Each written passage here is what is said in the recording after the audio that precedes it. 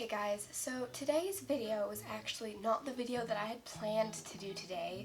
The one I was planning on recording was a review about ColourPop and their new Pretty Fresh collection. So if you're watching this from a couple weeks back, you can now go and watch that one. But today, while I was getting everything ready, I realized that I haven't even gone over the basic steps with you guys.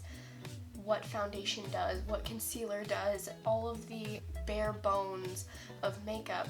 Because I remember when I started having any kind of interest in makeup, I went to Walmart and I picked up this foundation that was 3 shades too dark for me, and I put it on my skin and I was like, why isn't this working? And I also used my fingers and it was just a whole mess. So instead of showing you something that you might not necessarily even know how to use, I'm going to show you how to use that specific even topic of makeup. And even further than that, I'm going to do a beginner's bag, what I think that you should get. And today I'm going to be showing you all of my loves that are really inexpensive, I think would fit in everybody's budget, would just help the average person that isn't super passionate about makeup yet or have the skill to buy a $50 palette, because that is not what you need when you start. You need a quick little e.l.f. palette, or you need one of those little compacts. I started with those $2 compacts from Walmart, and now I have this whole mess and an addiction to makeup. So let's play with some makeup. But first steps first, you always want to put your hair up out of your face, especially if you're beginning, because you don't want to get your hair in it, because then it just creates a mess that you don't need. It creates more hassle and it makes you not want to do makeup as a step to your daily routine. Just a easy little messy bun.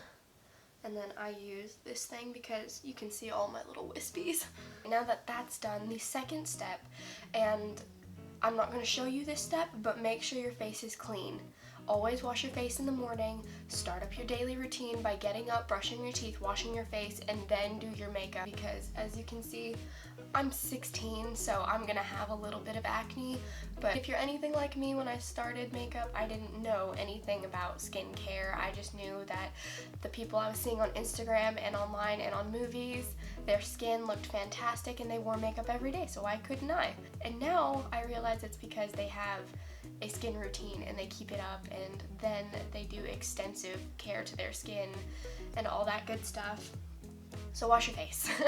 But the actual first step of this video I'm going to show you is the e.l.f. Poreless Putty Primer. So I typically, now that I've gone longer in makeup, I like a luminous finish, but this primer is amazing. So what you want to do is you want to take, I know that looks like a lot, but it's really not, because you have to put it all over your face. So you just massage it in between your fingers like this, and while I'm applying this, a primer is essentially the base of your makeup, what is going to make sure that it is concrete onto your face. If you don't wear a primer underneath your skin, underneath your second skin of foundation, then your foundation will lift and crack and separate, and it's just not the look that you want. So this is a fantastic primer, and it's really inexpensive. So my problem areas are right here on my chin, and obviously, as most people, on their nose. So I just take an extra amount and massage it into both my chin and the pores of my nose. So second, the product I want to talk about next, which is the foundation. I know you've probably heard about this product a million times, but I'm here to tell you about it 1,000,001.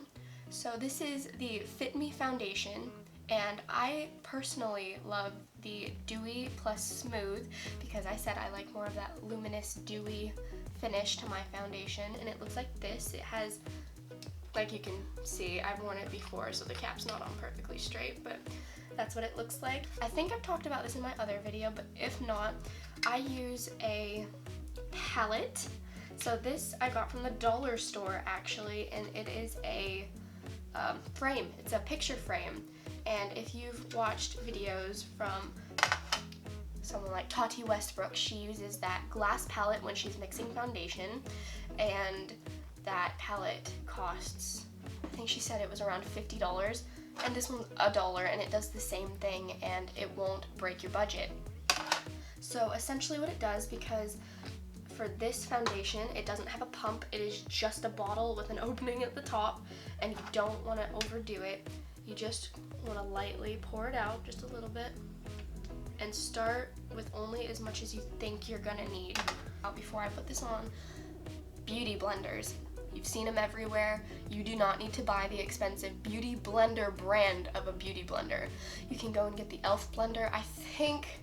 I don't even remember what this one is, but I know that I have been using them forever. Most beauty blenders do the same thing. Just get one, wet it. Always wet your sponge, always. Because what it does is when you this is a wet beauty blender, when you pick up the product on your sponge like this product that will probably last me all over my cheek, you see how it's going everywhere and there's still so much product that it's carrying?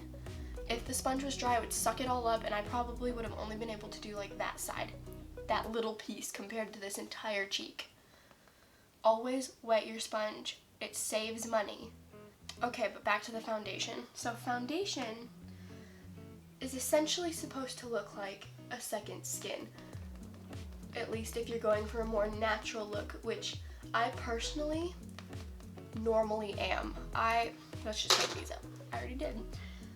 I am normally going for a more natural, a second skin look that I could wear every day. This foundation is going to do just that.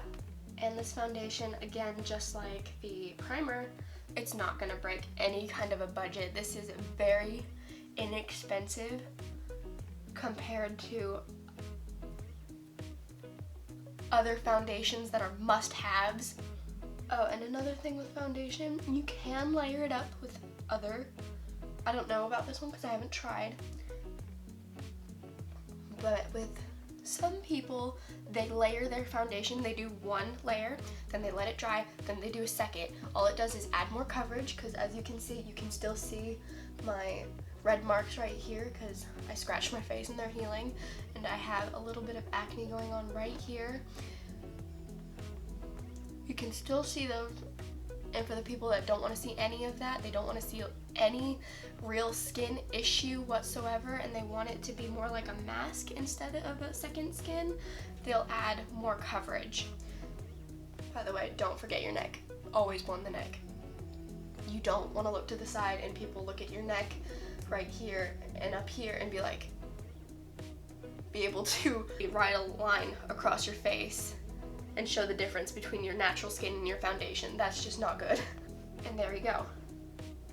You've got your foundation on. So now we're just gonna let that sit, give it about 45 seconds before you add anything else, just so that it doesn't streak or carry over with the concealer. This one is the Maybelline Instant Age Rewind Concealer, and you twist it up here and the product comes out of that little poof thing at the top. So before I get ahead of myself, concealer is essentially a lighter foundation, and what it's supposed to do is go right here, and you have a little bit of fine lines that you're trying to cover up, a little bit of shading in your face that you don't love. You put this over that. So what you want to do is you make concealer face, and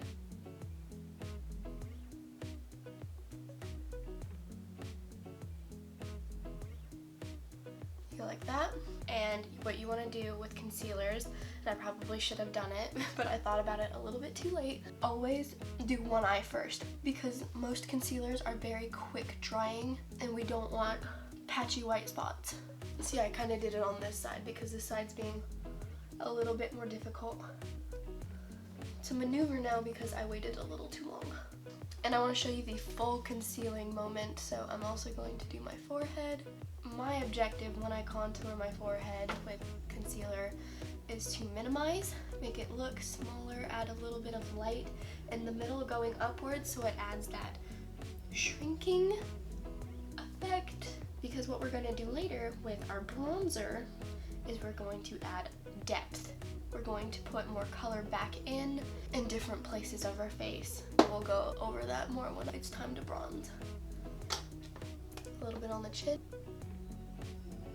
So now that you have concealer down, I'm actually going to show you a loose powder that you might not be expecting. You are probably expecting me to show you the Coty Airspun, which I do love this, but I also love a different one that is also inexpensive, and in my opinion, I think it does a little bit better, especially for what I want in that light, not cakey second skin look, because the Coty Airspun, as much as I love it, it does cake just a little bit, and the Morphe translucent powder, it doesn't. It goes on, you let it bake, you wipe it off, and it's done. So with your concealer before you set it, is you want to pat out all of the creases in your concealer, because as soon as you put powder onto any kind of liquid makeup, it is going to concrete to your face and it is not going to move. Any lines, any creases, any moving around, it's going to stay there, and there's nothing that you can do after that. So while I have a little bit more time while I'm doing the other side, I'm going to tell you more about what powder does other than get in your eyelid. So there are two ways that you can wear setting powder. You can wear it to bake your face, or you can wear it to set your face. Baking is in one specific area of your face, and it's only going to take the shininess and wet consistency out of this area of my face. And setting your face is when you take a little bit of powder, you dip it in, knock off the sponge, and go everywhere. But if you set your face, what it's going to do is that shine, that luminosity that the foundation gives, it's going to take it all out and it's going to make it matte. So it's been about 3 minutes now, and with baking you want to do it for about 3 to 5 minutes. I tend to do it more on the 3-minute side because I want it to take that shine out and do its job, but not overdo its job to where it looks cakey. So now that that's done, what we're going to do is we're going to take a bronzer, and I know that everybody has heard of Butter Bronzer by Physicians Formula. I use the shade Light Bronzer. So a bronzer is essentially add depth and darkness back into our face. So when I first started, liked to take a smaller brush and I would dip it in, knock it off, start up here and go up like this. And honestly, I still do it sometimes, and you just kind of make that triangle, you make it small up here, make it wider down here, kind of widen it up, pull it. Another way you can do it is taking a big fluffy brush like the one that we used to brush off our powder and lightly dabbing it in the product and just going like this. Kind of all over that side of the face. Circular motions, and just lightly pull it up, adding warmth and depth upwards into your face. I also like to go in with the bigger brush and also contour the forehead like I was saying we were going to do earlier. And I like to add that color into the top of my head, because the same as putting light right here to make it look smaller, putting dark on the outside also makes it look smaller because it makes it look more shadowed. It makes it pull right back more towards the middle. So next, what you're going to want to do is you're going to take a blush, and this is the Milani Blush Trio in the shade 02 Floral Fantasy. So what I do with this is you take a brush like this, which is a round domed brush, and go in with both of these and massage it into the bronzer and up my cheek, tying both of them together and pulling it down here into the apples of your cheeks. And blush, it's just to add that rosiness back into your face. It's really all that that's used for.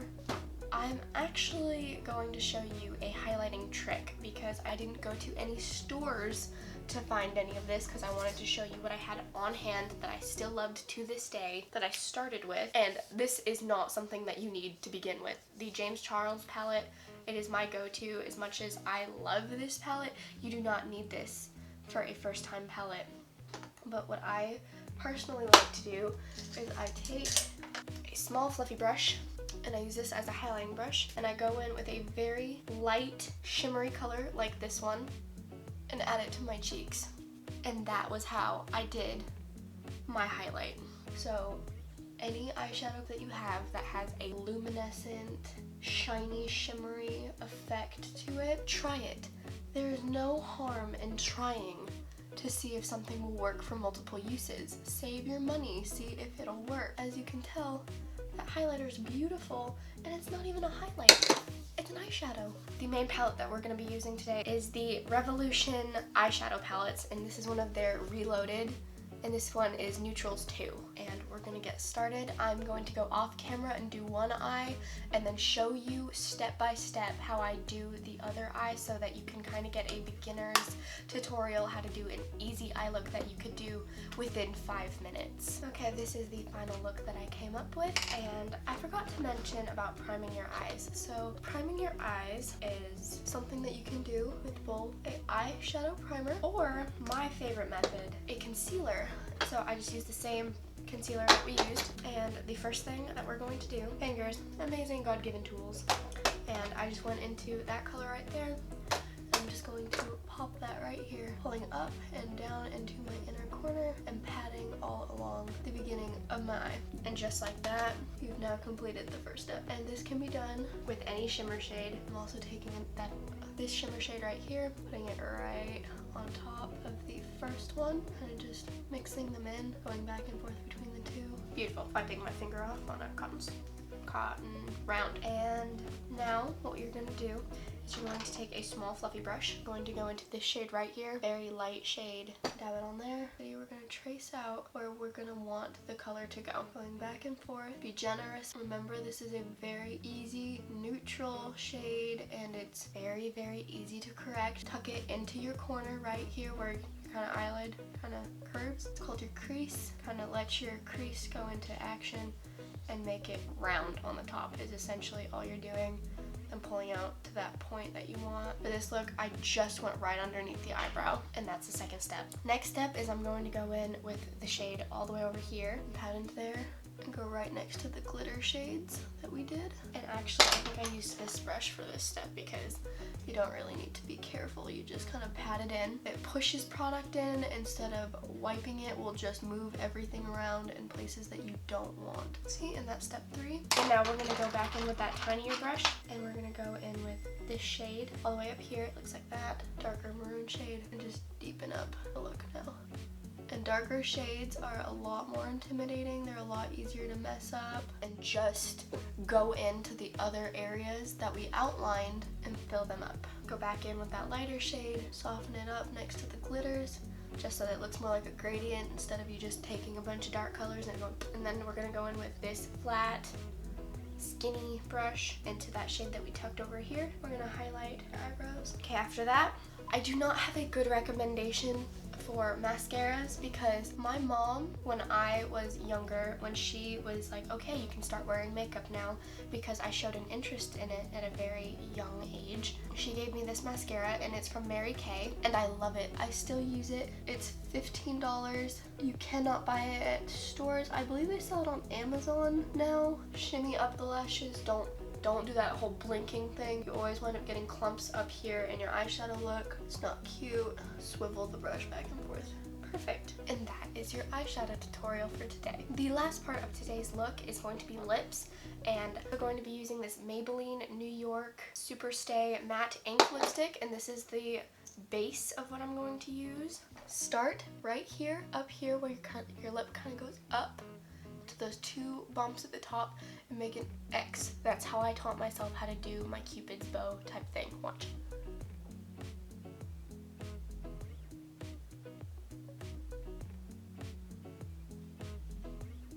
And you see, there your top lips appeared. And that's as easy as that, and then you kind of just align your lips with the lipstick, and then do the bottom. So I'm gonna do that real quick and be right back. So next, to make that gradient effect, I'm going to go in with the Britt Nicole.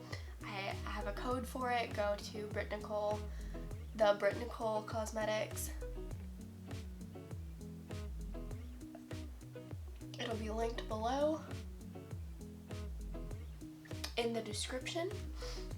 Use code JILLIE, J-I-L-L-I-E, for a discount on your entire purchase. And I'm just going to take my finger